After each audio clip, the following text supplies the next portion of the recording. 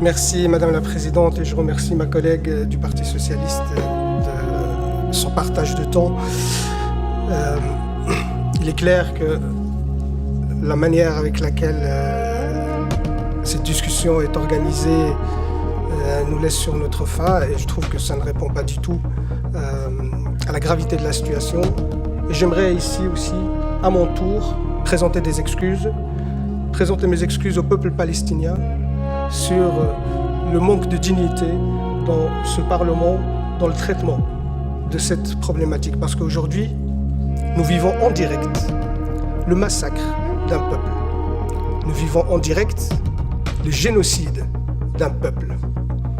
Et que dans notre pays, qui est un allié de l'État d'Israël, qu'il a toujours soutenu, aujourd'hui, même dans le cadre d'un génocide, même dans le cadre de crimes de guerre et de crimes contre l'humanité, et ce n'est pas des éléments que j'invente, c'est des propos qui ont été avancés par la Cour internationale de justice. La Cour pénale internationale même le procureur a demandé même qu'il y ait un mandat d'arrêt contre Benjamin Netanyahou, le Premier ministre du gouvernement d'extrême droite en Israël.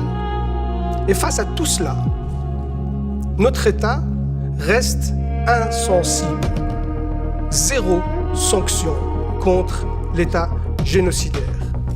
Et oui, je le dirai, et je le répéterai, et je le dirai autant de fois que je pourrai, l'État génocidaire. C'est parce que c'est exactement à cela qu'on est confronté aujourd'hui. Et je vous ai entendu, Madame l'ambassadrice, mais quel culot de venir ici et de défendre ce que votre armée coloniale est en train de faire au peuple palestinien et au peuple libanais. Quel culot de venir justifier vos crimes de guerre et vos crimes contre l'humanité. Où est passée votre humanité, Madame l'ambassadrice, pour venir ici justifier ces atrocités? Parce que vous avez montré des vidéos, vous avez vu ça? C'était au camp de réfugiés de Jabalia.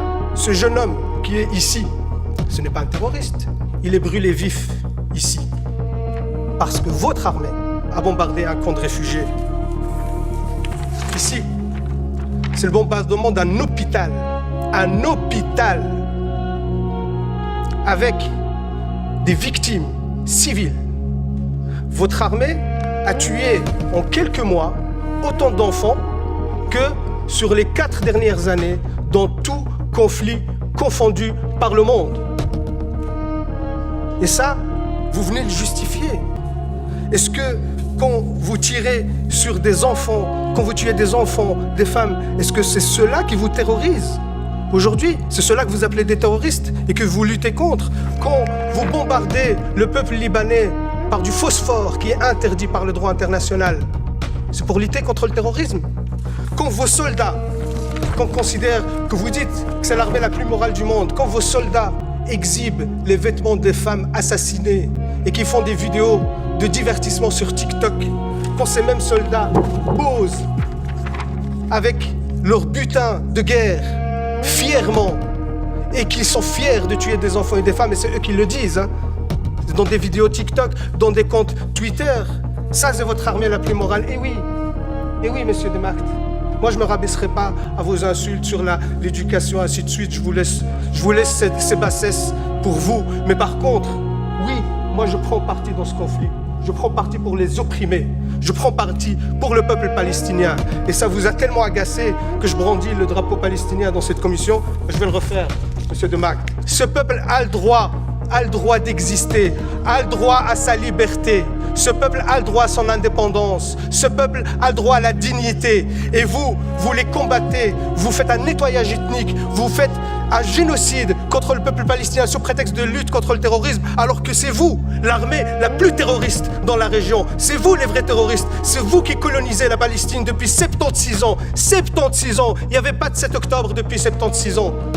Toutes les résolutions de l'ONU que vous avez violées, vous ne respectez aucun droit international. Vous êtes un État voyou, même au sein de l'Assemblée nationale de l'ONU. Les autres États, ils quittent la salle quand votre Premier ministre, le chef d'un gouvernement d'extrême droite, prend la parole. Les autres États quittent la salle parce que vous êtes devenu un État paria et vous osez encore venir ici nous balancer vos salades pour dire que ce que vous faites est justifié. Comment vous pouvez justifier l'injustifiable? Comment vous pouvez justifier le génocide? Comment vous pouvez justifier les crimes de guerre? C'est inacceptable et inadmissible, Madame l'ambassadrice, de venir ici nous raconter ces salades. C'est inacceptable. Et par respect au peuple palestinien, je leur réitère ici tout mon soutien et je leur demande de pardonner notre pays qui n'est pas à la hauteur de la situation parce que jusqu'à aujourd'hui, 0 sanctions ont été prises contre votre État. Et vous savez, vous avez justifié vos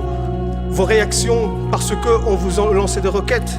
Une autre étude sur les attaques en jaune, les attaques libanaises, en mauve, les attaques israéliennes. Qui est le terroriste de la région? Vous êtes l'État terroriste et vous avez des comptes à rendre. Et c'est une honte aujourd'hui que vous êtes resté encore impuni et qu'il n'y a aucune sanction contre vous. Je termine par là, Madame la Présidente, même s'il y a beaucoup de choses à dire, mais on est limité par le temps. Mais je pense que l'essentiel a été dit et surtout, ce qui est encore honteux, qu'il y a encore des porte-voix et des porte-paroles dans ce Parlement qui soutiennent cette politique génocidaire et ça, c'est inadmissible.